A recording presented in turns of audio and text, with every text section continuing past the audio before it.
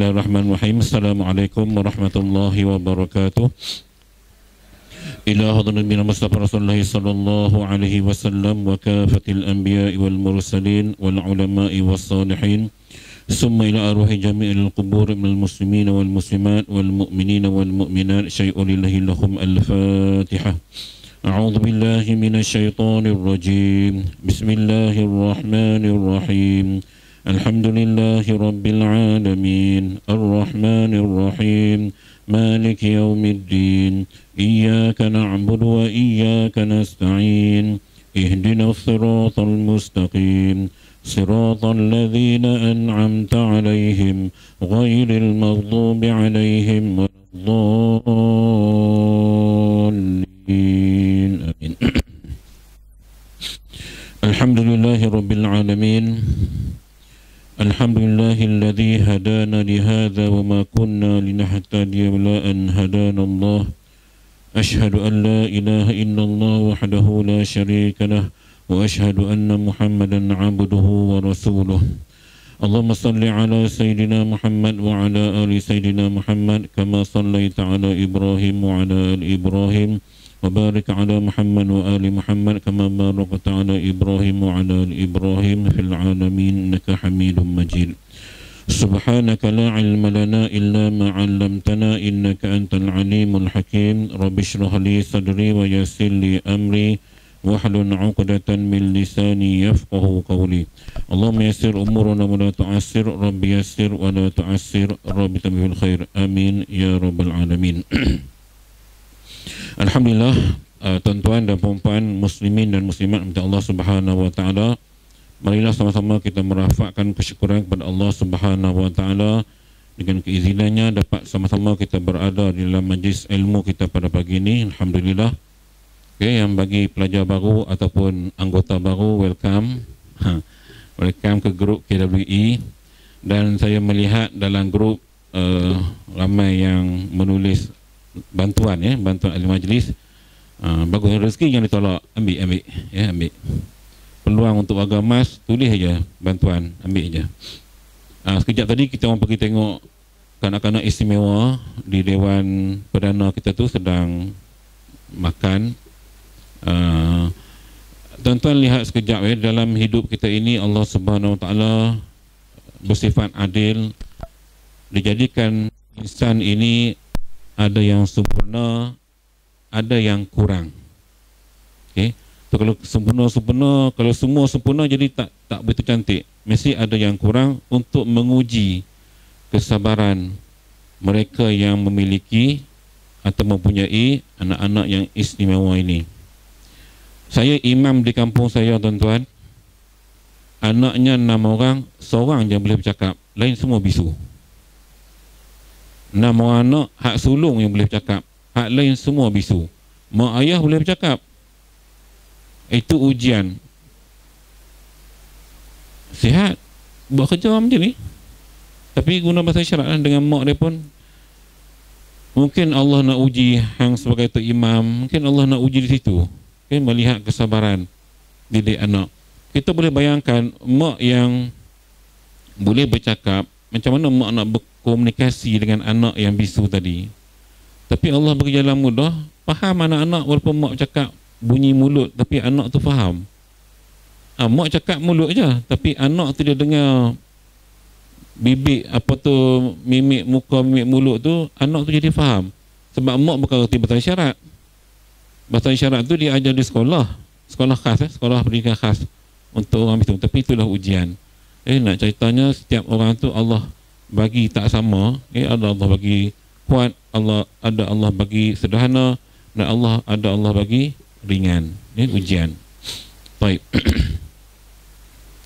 Baik, muka surat 179, kitab lama, kitab baru 264. Tuan-tuan, kita masih lagi membicarakan perihal iddah perempuan yang ditalak. Saya bawa sendiri hari ini. Minggu lepas ketua kelas tak ada. Minggu lepas ketua kelas tak ada. Maka pun tak ada, ayak pun tak ada. Minggu ni ketua kelas ada belakang, alhamdulillah. Tapi saya bawa lah, saya bawa. Mengadu. Itu penting ketua kelas tu. Baik.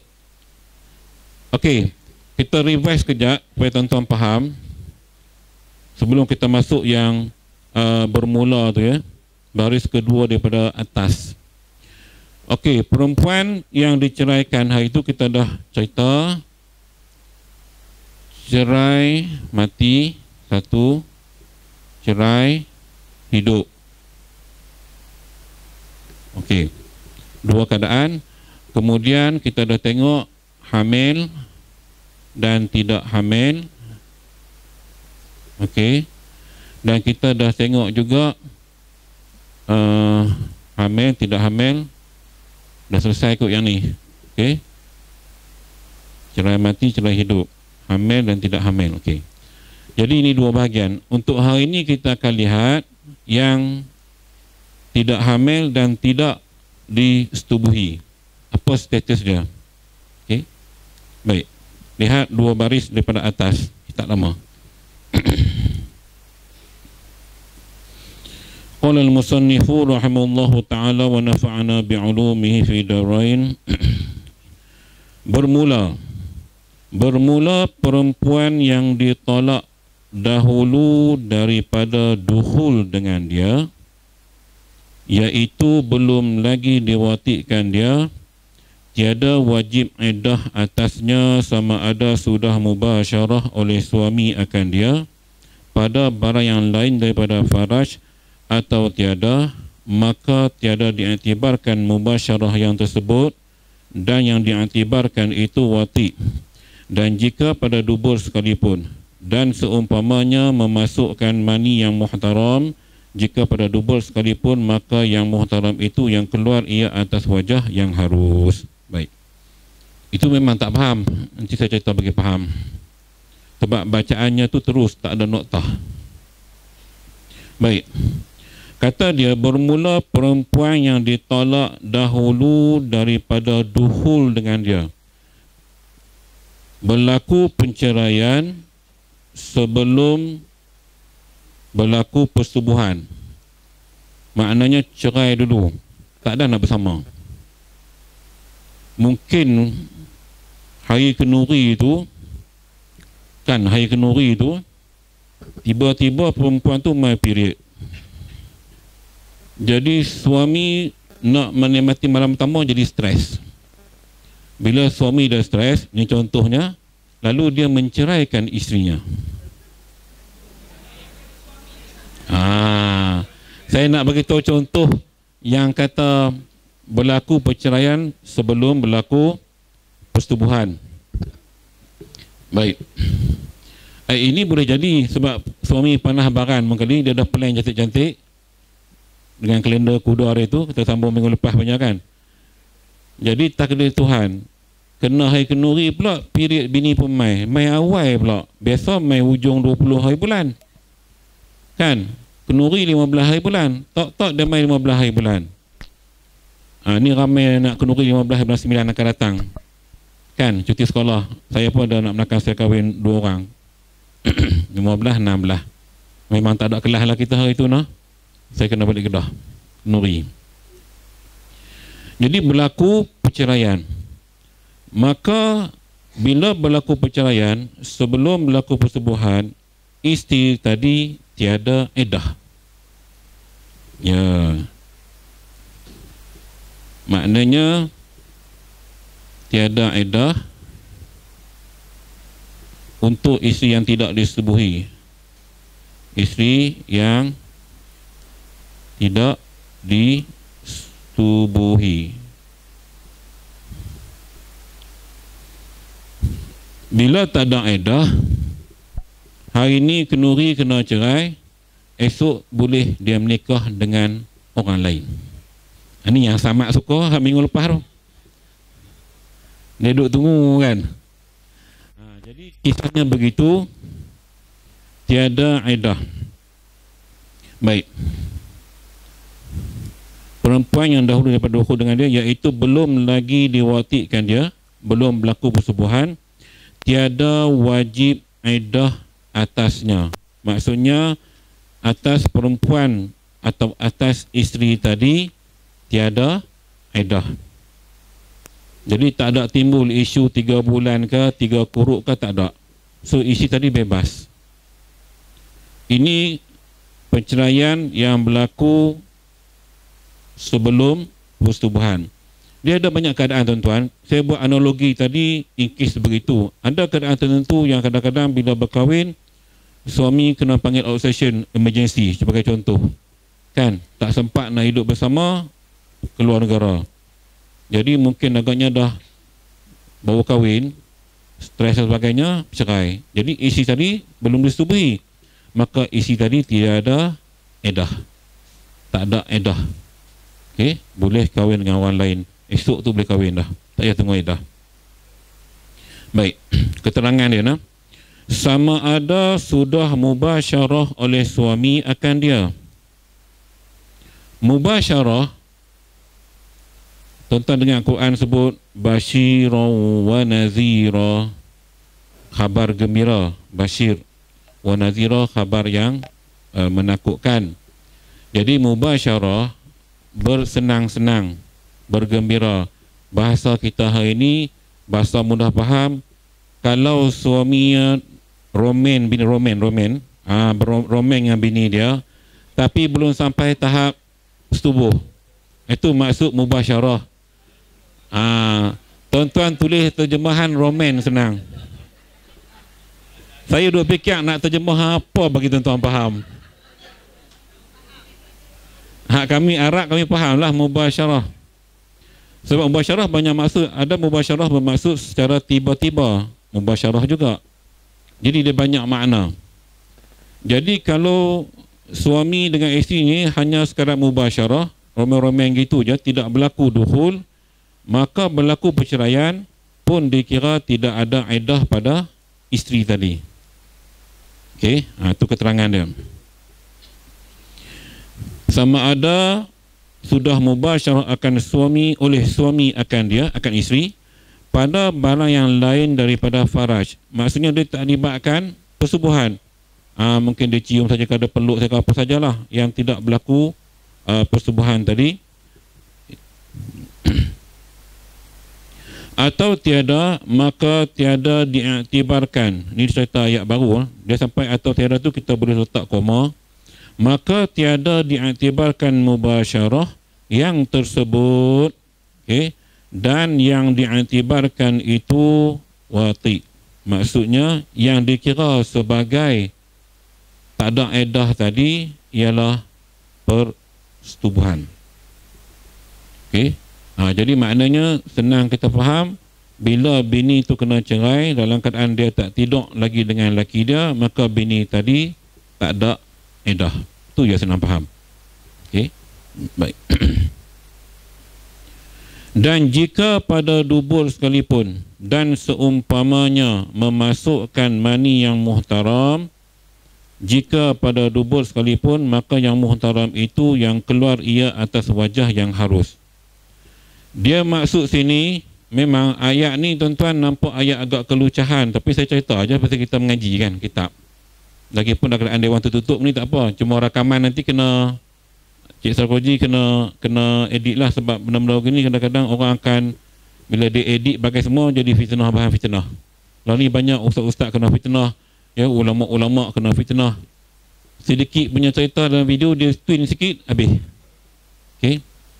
Baik, dalam keterangan kitab ni kita cerita dalam kitab tulis lah, bukan kita kelentong kot lain, tak ada. Apa yang kita tulis kita cerita yang tu. Maksud sini dia kata istilah persetubuhan itu mesti melalui jalan depan. Kalau suami bersenang-senang tadi, tapi jalan belakang tidak dikira sebagai wati. Islam benda yang haram tu yang dia kata muhtaram tadi, tempat haram tak dikira. Dia kira depan. Itu istilah wati'un. Wati dalam term fiqh. Okey. Jadi maknanya secara keseluruhan kita faham tadi bahawasanya perempuan selagi mana dia tidak istilah tidur dengan suaminya, yang kita faham tidur sini ialah bersama jalan depan, maka tidak dikira sebagai bersetubuh. Okay? Jadi kalau berlaku perceraian, maka perempuan tadi tidak ada iddah padanya. Jelas ya? Okey, baik. Wallahu alam. Dia mula dengan dan iddah sahaya perempuan, yang ni kita akan skip sampai habis. Sebab ni cerita hamba. Jadi saya nampak tak begitu relevan untuk kita mengaji sebab hamba dah tak ada zaman kita. Kita terus masuk tajuk faslun fi ahkamil muqtadah. Topik baru. Bukan topik baru lah, masih lagi bab tu. Jumpa lah yang tengah-tengah tu. Faslun fi ahkamil muqtadah, ini pasal pada menyatakan beberapa hukum perempuan yang beredah yang ditanya oleh sahabat kita 2-3 minggu lepas. Ini baru ada jawapan dia. Wajib bagi perempuan yang beredah dengan talak raj'i. Ingat dia, ini wajib.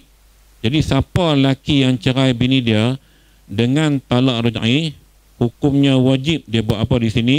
Wajib diberi duduk kediaman. Okay. Wajib diberi duduk pada tempat yang diceraikan padanya. Jadi kalau mereka duduk rumah tu di Putera Perdana, berlaku cerai, laki kena keluar, bini kena duduk situ. Ini wajib. Tak kira rumah siapa, hukumnya wajib dalam tempoh iddah. Dalam tempoh iddah. Kena ingat ya. Ni orang wanita kena perjuangkan. Jangan menyerah. Hukum dah tulis begitu.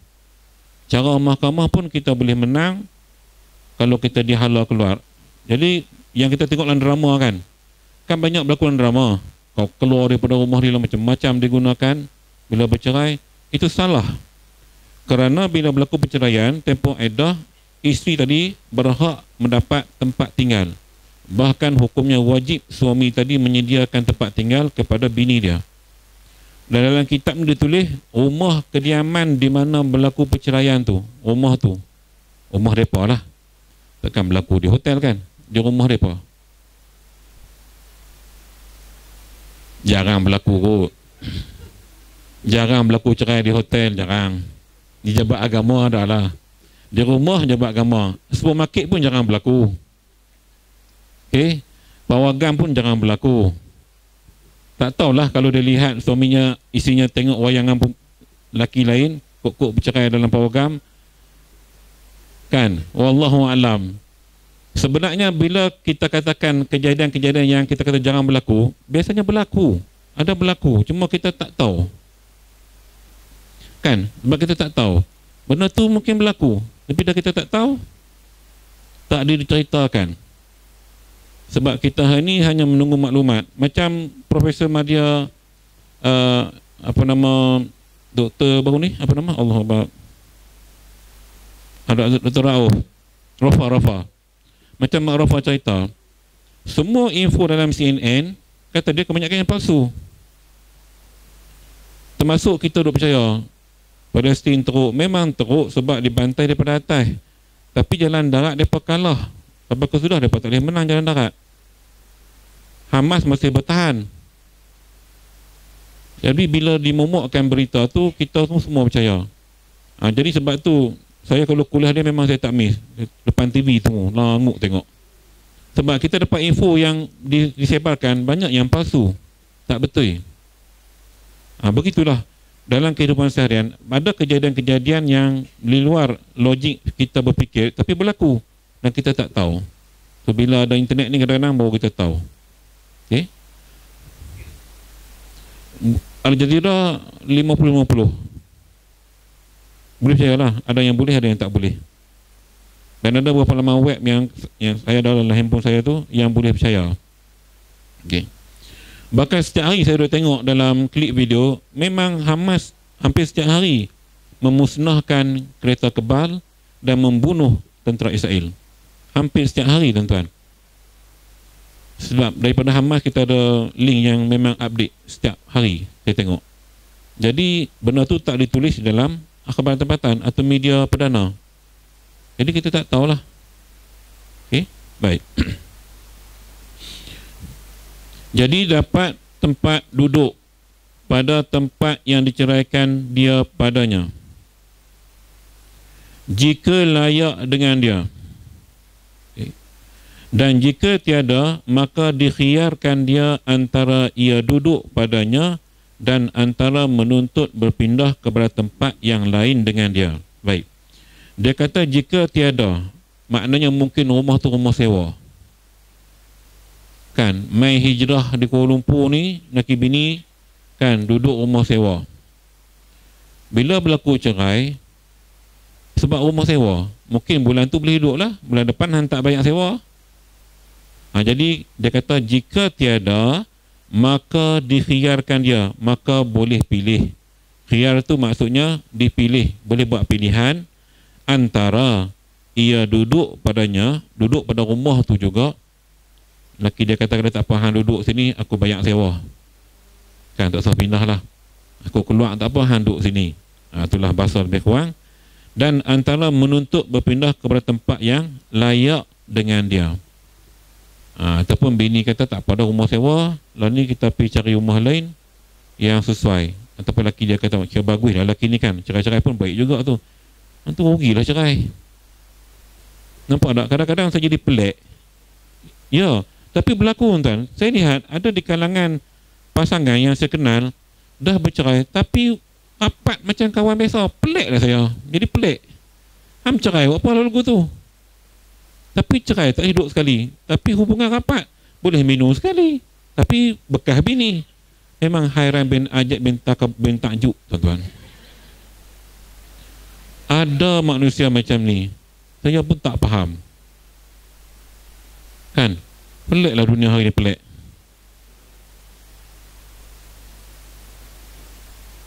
Isu child free yang Ustaz Idrus baru ni, saya pernah kupas pada 2-3 minggu lepas kan. Yang berlaku hari ini yang tak didedahkan. Bagaimana pasangan Islam kita yang liberal punya agama tak ada, yang menikah tak mahu anak ni. Bila menikah tak mahu anak, dia kata anak tu beban dan sebagainya. Tuan-tuan, sedangkan Nabi, kalau kita dengar khutbah nikah kan Nabi kata, aku amat berbangga dengan umatku yang ramai di hari akhirat. Nabi seronok. Ni tak mau anak, maksudnya dia melawan sunnah. Dia kata beban. Akidah tak kuat, tuan-tuan. Sedangkan rezeki kita, ajal kita, jodoh kita sudah disurat di alam roh lagi. Waktu kita belum jadi janin lagi. Bila dah berlaku hubungan tu, bila dah campuran air mani tu berlaku, malaikat dah tulis, hang ni takdir hang begini. Hang nikah dengan siapa. Sebab itu tuan-tuan, bila takdirnya begitu, dia bercinta bagai nak rak dengan Shah Rukh Khan dengan Kajol, cinta bagai nak rak, akhirnya kahwin dengan orang lain. Shah Rukh Khan dengan Gori, Kajol dengan apa nama? Ajay.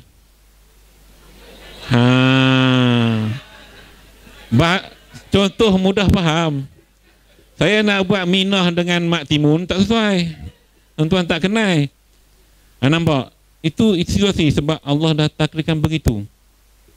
Macam tuan-tuan perempuan lah, mungkin ada sejarah masing-masing. Dulu waktu sekolah kat kolej, kat MCKK ke apa pun, kenal dengan orang ni kan, tuan-tuan nikah orang lain. Ada sebab jodoh Tuhan dah atok begitu. Macam tu rezeki kita juga, tuan-tuan. Rezeki saya menjadi guru di sekolah rendah, sekolah menengah, universiti. Mungkin di awal saya beranggapan sampai aku pencen, tapi Allah tak takdirkan begitu. Bila sampai satu tahap 2016, saya terpaksa bersara, saya berhenti sebab terlibatlah bidang perubatan. Tahu-tahu Allah bagi ilmu merawat tu ada, dan ilmu tu pula mujarab Allah bagi. Maka atas dasar itu saya terpaksa berhenti. Itu semua Tuhan dah atok, tuan-tuan. Tuhan dah bawa jalan tu, kita kena ikut je, ikut dan ada panduan agama.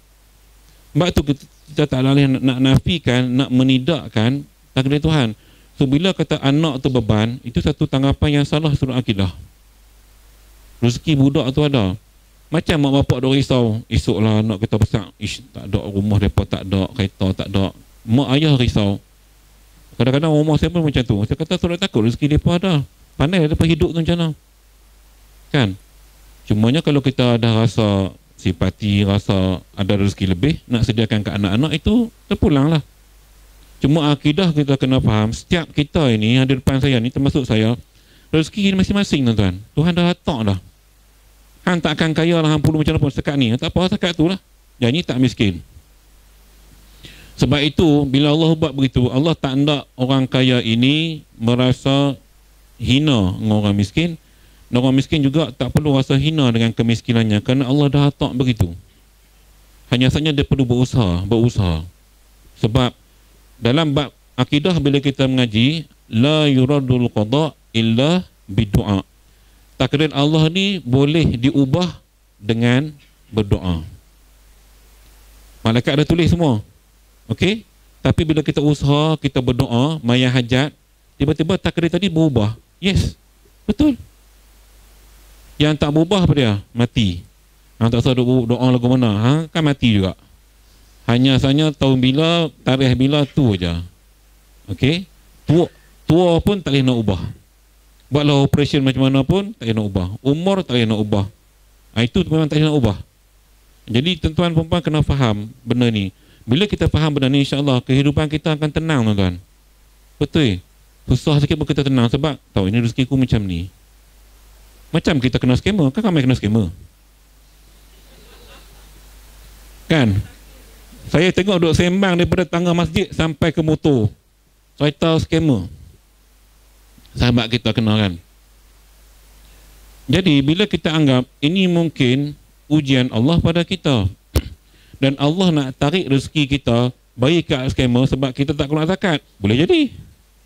Ya. Boleh jadi kita kurang bersedekah, Allah tarik. Boleh jadi tuan-tuan. Jadi kita muhasabah. Pasal apa aku kena skema? Kan? Dan skema pula cerdik. Dia pergi talah orang ada duit hak jenis kedekut. Memang kena. Hak jenis rajin bersedekah jangan kena. Nampak? Jadi ini yang berlaku dalam hidup kita. Tuan-tuan muhasabah. Ini semua takdir Allah yang kita tengok balik. Mesti ada benda yang aku buat yang Allah Ta'ala nak tarik balik. Dulu Allah tarik, dia bagi selipar kita hilang, main masjid, beg tangan kita kena ragut, kan? Tayar motor kita pancit, tayar basikal kita pancit, tayar kereta kita pancit, Allah tarik. Sebab dapat gaji, orang sedekah dulu, hang dapat gaji, enjoy dulu. Sedekah kemudian. Lepas tu tak ada duit nak sedekah. Nak sucikan harta tu. Okey? Ni pedoman dan panduan, ambil maklum benda ni. Jadi jangan tuan-tuan rasa gelabah, jangan rasa gelisah. Semua yang berlaku ingat, ini sudah ketentuan Allah padaku. Saya ya. Okey, baik. Kalau kita overthinking sampai kadang-kadang jadi anxiety. Overthinking bukan hal kita, hal orang lain. Hal anak kita. Kita jangan overthinking pasal esok aku dalam kubur macam mana. Kita jangan fikir lagu tu. Kita duk fikir dunia lah dunia. Bila kita rasa fikir gitu, kita muhasabah balik, istighfar. Maknanya kita berserah pada Allah. Masa depan anak-anak kita serah pada Allah. Sebab semua tak sama tuan-tuan. Kita anak-anak kita ambil bidang sains. Mak ni beria nak, sebab mak dulu ambil sains bio semua kan. Jadi nak anak, tiba-tiba anak tak nak. Anak minat sastra. So bila kita paksa anak tadi, akhirnya dia memberontak. Dia main-main. Jadi yang rugi siapa? Kita agak. Jadi kita cuma guide depa minat ke mana. Jadi soal yang tadi, katakanlah kalau kita rasa bimbang masa depan, sepatutnya kita berdoa supaya Allah wujudkan masa depan yang baik untuk anak-anak kita, untuk zuriat kita. Kan, yang lain tu serah pada Tuhan lah, nak buat guna. Tuan-tuan cuba tengok yang kita katanya yang mati muda kan, yang baru ni yang jerulis dekat jalan Masjid India. Siapa sangka dia boleh mati jerulis tuan-tuan? Jalan elok-elok pun jatuh. Allah nak tarik. Dan kita tak tahu nasib dia macam mana dan nasib anak dia kalau dia tu ada anak lah. Nampak? Dan cuba tuan-tuan lihat Palestin. Kan? Rakyat Palestin. Kita tak tahu nasib budak-budak tu lagu mana. Hak yang Malaysia ambil walik 150 tu okey lah, kita nampak yang lain. Tapi Tuhan ada. Mereka susah dunia, mungkin tak dapat apa, tapi mereka dapat syahid, tuan-tuan. Esok syurga mereka lagi syok pada kita. Kita duk kira hitung aku bila masuk syurga, ataupun duk kira tempoh kat neraka bila nak habis nak masuk syurga. Jadi dia akan jadi macam tu. Jadi Allah tu adil. Susah dunia dia akan bagi mudah di akhirat. Dia macam tu. Baik.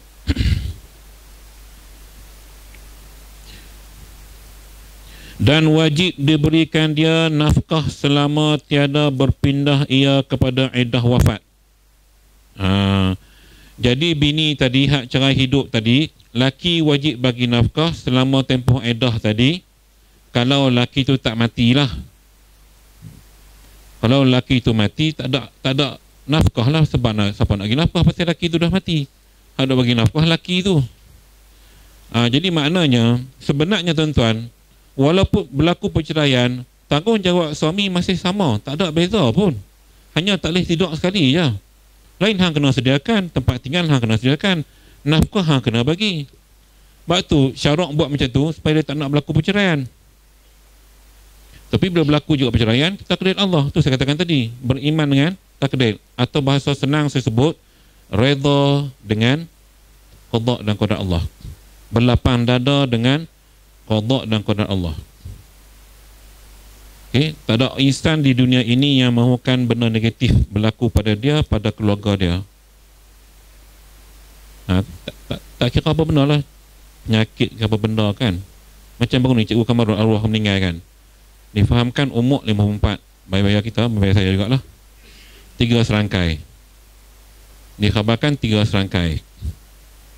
Jadi melihat kepada umur 54, kalau geng KWI kata, muda lelaki tu KWI, aku 70. Geng KWI cakap lah, sebab dia pakai KWI. Dia melihat orang bawah KWI ni kata, cepat benar mati kan, dah sampai ajar dia mati. Tapi takdir Tuhan, cuma asbab kematian itu penyakit 3 serangkai. Itu saya duk berjuang suruh sihat tu. Sebab tu nak elak sekurang-kurangnya, biarlah kita mati itu mati tidak terlantar, mati sihat, tak menyusahkan orang. Itu je tujuan kami tu, duk ajak masyarakat sihat kan, suruh makan minyak zaitun sebagainya itu je pun, mudah ibadat. Begitu ya. Baik.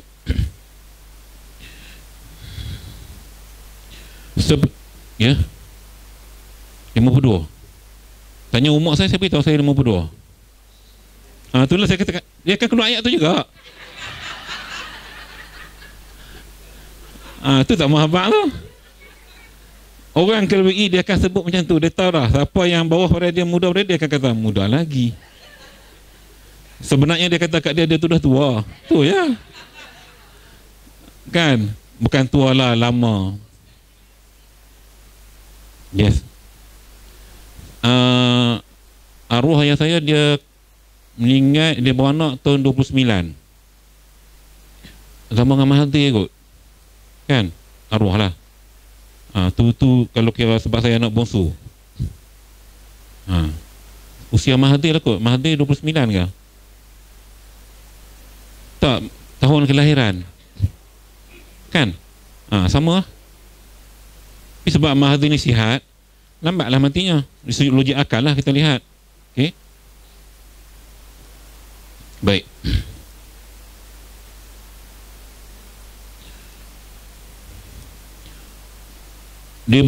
Wajib diberikan dia nafkah selama tiada berpindah ia kepada iddah wafat, seperti mati suaminya padahal ia dalam iddah, putuslah nafkahnya kerana beriddah ia dengan iddah wafat. Dan iddah wafat tiada wajib nafkah baginya, ialah sebab dah meninggal suami kan. Macam mana? Jikalau ia bunting sekalipun, kalau dia mengandung sekalipun, bersalahan perempuan yang bunting lagi bain, maka wajib baginya nafkah. Baik. Berbeza dengan perempuan yang mengandung dan dia kena talak bain, maka wajib baginya nafkah. Suami walaupun cerai talak 3, nafkah sama, kena bagi. Apatah lagi kalau bini kena cerai talak 3 tadi, atau cerai khuluk tadi pregnant, lagilah banyak nafkah kena bagi. Dia akan jelaskan kat sini. Dan jikalau mati suaminya padahal ia di dalam iddah sekalipun, kerana tiada berpindah kepada iddah wafat, maka berkekalan nafkahnya. Yang ni agak susah kita nak terangkan, sebab yang kita faham, cerai apa sekalipun, kalau suaminya meninggal, maka iddah tadi telah berpindah kepada iddah wafat, maka nafkah tak ada lah, habislah. Itu yang kena faham ya, sebab ayat ni agak keliru kalau kita nak jelaskan. Itulah sebab kalau kita nak detailkan benda ni, kes talak bain sebenarnya hukumnya sama aja. Bila dah mati, iddah tu automatik berpindah kepada iddah wafat. Yang kita cerita hari itu perceraian dengan sebab yang tak boleh rujuk balik tu, dah lupa dah term. Zihar ataupun li'an ya, li'an. Itu kod-kod mana pun yang kita kena faham sini, asal nama ba'in, cerai talak ba'in, bukan talak raja'i ya. Raja'i ni boleh rujuk, ba'in tak boleh rujuk. Okey, ada ba'in tak boleh rujuk, kena menikah lain baru boleh rujuk, baru boleh menikah balik. Ada ba'in yang forever tak boleh rujuk, macam zihar yang kita dah cerita hari itu ya. Maka kita faham di sini secara ringkasnya, bila suami itu hidup, selama mana suami itu hidup dan dalam tempoh iddah, maka suami perlu menyediakan nafkah. Nafkah kalau talak raja'i, nafkah termasuk tempat tinggal dan nafkah harian lah. Kalau talak ba'in, nafkah sahaja, dia tak masuk tempat tinggal di sini. Okey. Tapi kalau mati, maka nafkah tadi automatik terhenti sebab yang nak bagi nafkah tu sudah meninggal. Jadi kenyataan ni agak kontra. Mungkin tuan kitabnya yang faham. Dan wajib diberikan kiswah. Kiswah maknanya pakaian. Jadi bercerai pun laki kena tanggung pakaian. Jadi bagilah duit sebulan mungkin 100 ke 200 untuk shopping baju saja. Supermarket pun kena letak limit lah. Mungkin Tesco ke, mungkin Ion Big nya kot. Just kalau dia nak pergi lebih jauh ke KL sana, mungkin mahal sikit. Jadi tengok kemampuan suami. Tapi wajib kena bagi lah. Pening untuk lelaki tu no. Tak ke pening? Sebab masa tak bercerai, bila shopping, kadang-kadang bini bayar sendiri, lelaki tak bayar. Dia berdosa. Isteri boleh tuntut dalam tempoh iddah. Selagi tak tunaikan, dia tu berdosa. Isteri tak minta, bab lain. Hukum wajib. Dia pekah ni senang tuan-tuan faham. Wajib buat dapat pahala, tinggal hang berdosa. Tu ya pernah faham. Suami tak mengaji, ni ramai tak ramai, bini main ramai.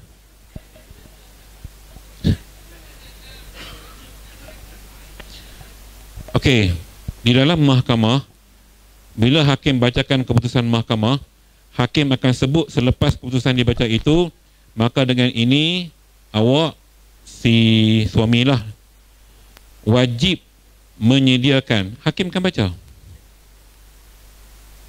Dia pun hangguk lah kan. Tahu dia hangguk tu dia faham ke, dia hangguk dia tak faham ke, wallahu a'lam. Tapi dia hangguk lah, kawan bersalah. Suami tak ada kerja atas alasan apa? Kita kena tengok adakah dia sakit.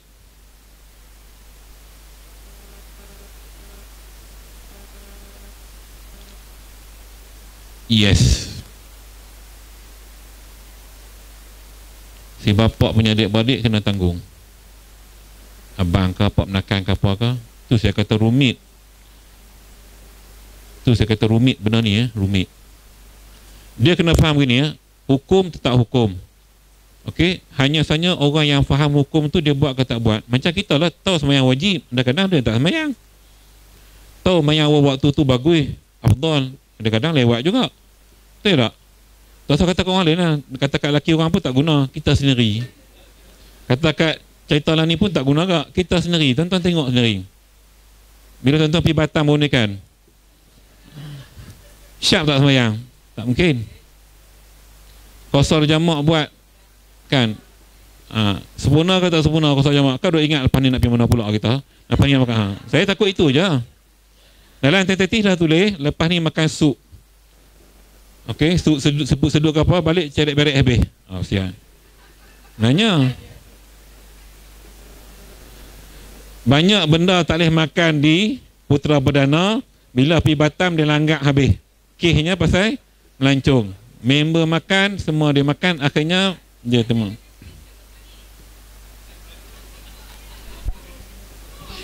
Saya kan pesakit ramai. Jadi banyak pesakit yang join Batam tu ceritalah. Bukan peserta Batam, tapi pesakit. Tercerita sebab sakit. Takkan dia nak cerita dengan orang sihat, dia akan cerita dengan perawat. Tahu tak? Jadi kita pun dapatlah rahsia tu. Okey, baik.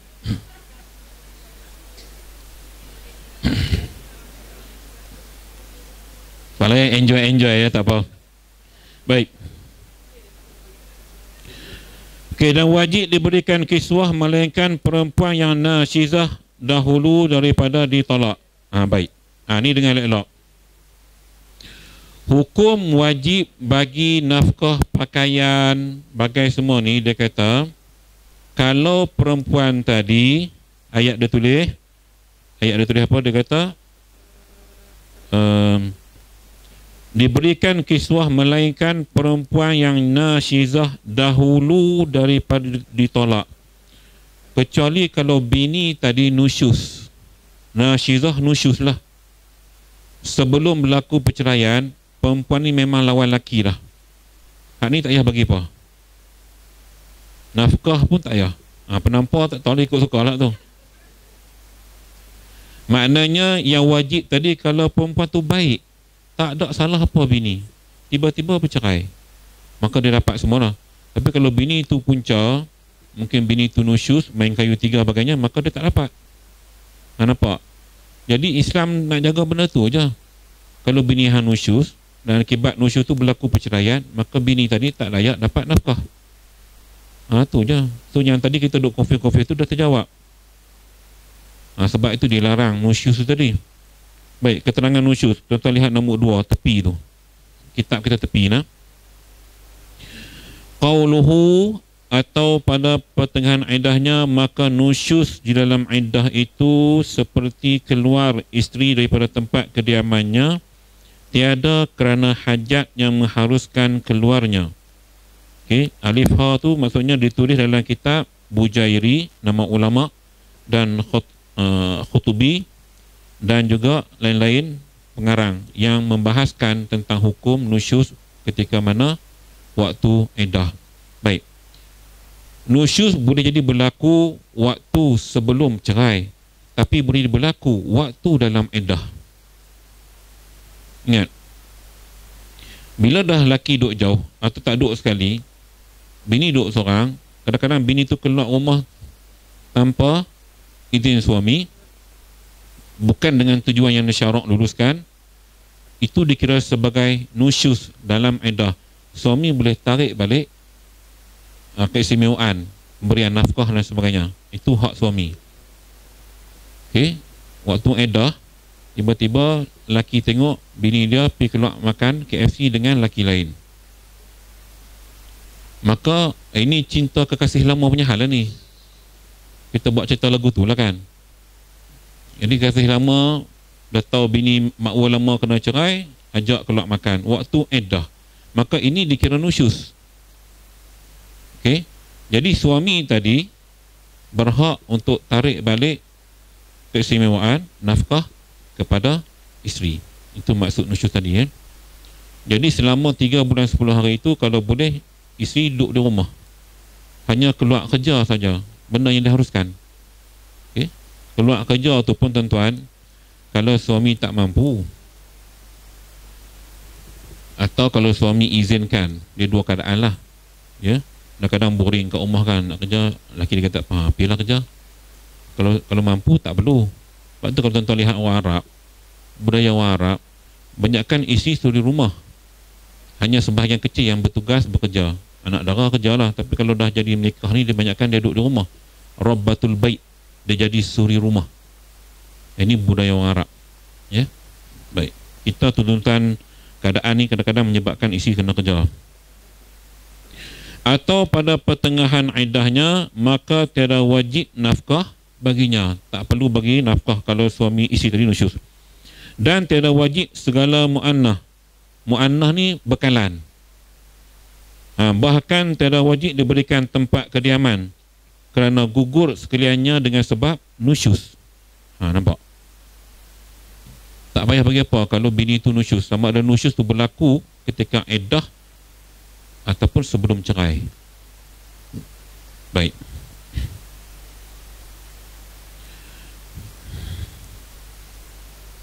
Melainkan jika kembali ia kepada taat suaminya, seperti mana yang pada raudah dan asalnya. Takdir Allah, tuan-tuan, apabila isinya nusyud, mungkin tidur malam tu Allah datangkan mimpi dia kena azab ke, mimpi dia terbakar sebagainya, akhirnya dia timbul keinsafan, lalu dia berubah taat kepada suaminya dalam tempoh iddah, maka suaminya boleh bagi balik nafkah tadi yang dia tarik itu. Sebab kadang-kadang kesedaran manusia itu wujud bila Allah berlaku sesuatu ke atas dia, dia insaf. Ramai orang berubah dengan sebab tu. Ada yang tak berubah kan, ada yang berubah.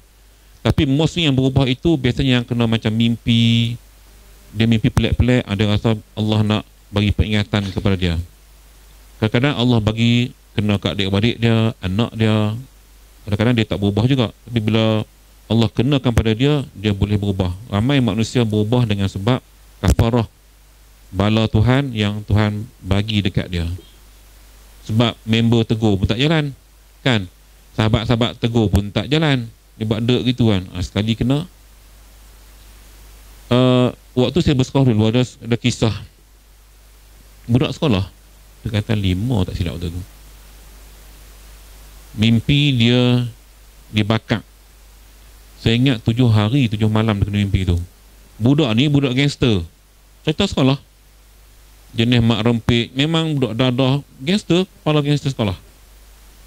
Ya, akhirnya tak tahu dengan sebab apa, Allah mungkin doa orang dizalimi, orang yang dizalimi dia ni buat nanya ke orang, mungkin dia patut doa, Allah bagi mimpi kena bakar. Dia jaga tu, tuan-tuan, peluh ni badan basah. Malam pertama dia duduk relax lah, tapi dia takut juga. Budak 15-17 tahun, tuan-tuan faham lah. Malam kedua kena lagi. Sampai dia pergi jumpa ustaz. Dia kata, ustaz, saya nak taubat. Dia cerita lah kat ustaz tu. Ya, akhirnya dia berubah 100%, tuan-tuan, 360 darjah, ubah terus. Jadi budak yang baik, SPM pun cemerlang. Ini yang Allah nak bagi kesedaran. Okay? Kita ni Allah tak bagi kesedaran apa-apa, tuan-tuan. Harap-harap Ustaz Syaidan beringat sikit, tuan-tuan beringat kawan ingat sikit, kan? Ustaz-ustaz lain ingat sikit. Tu pun kadang-kadang keluar tangga masjid, lupa habis. Kena mi kari, lupa. Faktor usia, Alzheimer. Mai kelas minggu depan pula, ingat lagi, ingat. Lepas tu dia berlaku bila tu, tuan-tuan pasal bila tuan-tuan pergi Batam, banyak benda lupa. Pesanan hak ni lupa. Ni lepas ni nak pergi Melaka pula. Tak tahu dah kot Melaka dia ingat sebab dalam Malaysia. Okey. Baik.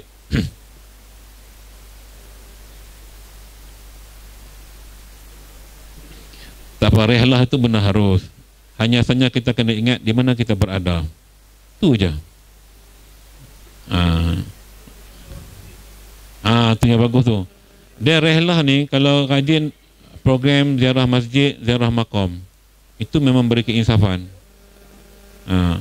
Maka wali-wali Allah ambil berkat, ambil syafaat, itu bagus tu.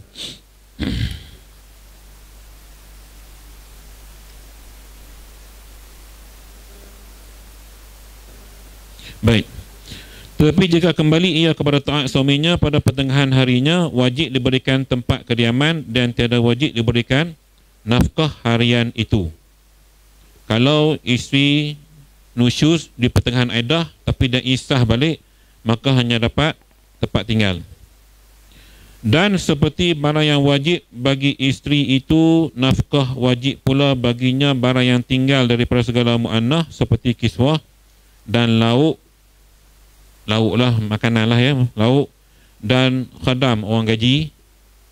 Kalau dalam masa hidup memang ada orang gaji, cerai pun kena prepare orang gaji pada muka suami. Dan lainnya, ya, kerana ia seperti isteri. Nampak tak? Cerai pun masih macam bini, kerana ia seperti isteri, itu kena bagi semua. Dan kerana inilah jadi gugur sekaliannya dengan sebab nusyusnya. So, bila isteri itu nusyus, maka gugurlah nafkah tadi, dahulu daripada talak dan kemudian daripadanya. Habis, kita berhenti kat situ. Dan tiada wajib itu kita akan sambung minggu depan. Jadi kesimpulan dia, bini hak kena cerai, ni hak isteri yang kena cerai. Dan daripada awal kita sembang tadi, kalau tak berlaku persubuhan maka tiada iddah. Baik. Kemudian untuk topik yang kedua, soal penyediaan nafkah oleh pihak suami yang menceraikan isteri. Dalam tempoh iddah tadi, kalau isteri itu diceraikan dengan talak rajai, maka kena sediakan kediaman dan juga nafkah makanan semualah. Okey. Dan kalau talak bain, kena sediakan kediaman sahaja. Dan kalau berlaku nusyuz antara talak tadi, antara tempoh iddah, maka semua keistimewaan tadi boleh ditarik balik oleh suami. Okey, jelaslah lebih kurang ngaji kitab kita hari ni, clear dah. Bila clear itu baru sedap makan kejap lagi, tu je. Wallahu alam, yang baik itu pada Allah Subhanahu wa taala, dan tidak baik itu datang dari kelemahan yang ada pada diri saya sendiri. Aku qul astaghfirullahal azim wa li wa lakum. Wassalamualaikum warahmatullahi wabarakatuh.